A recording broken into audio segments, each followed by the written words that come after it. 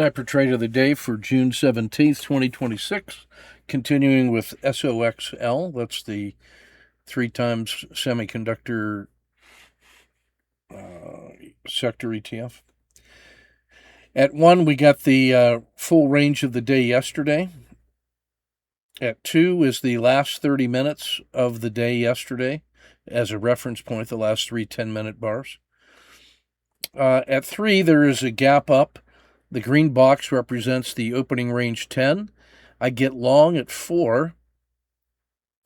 When it breaks out with a standard risk, it exits at about half an R loss. At 4, I go short when it breaks out the bottom, using the same box as risk. That loses about half an R immediately. It breaks out at 5, I get long. It fails immediately, 3 in a row, minus 2R for the day. I stop trading SOXL and just observe it. Nothing to see there. The collapse might have been tradable if you were on it and that was the only thing you were trading.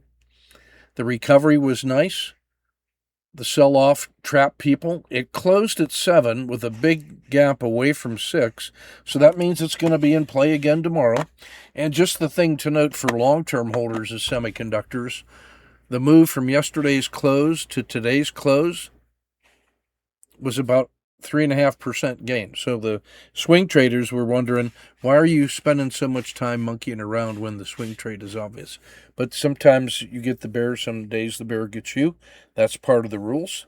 And we just note it and study the rules and wait for statistically significant trends.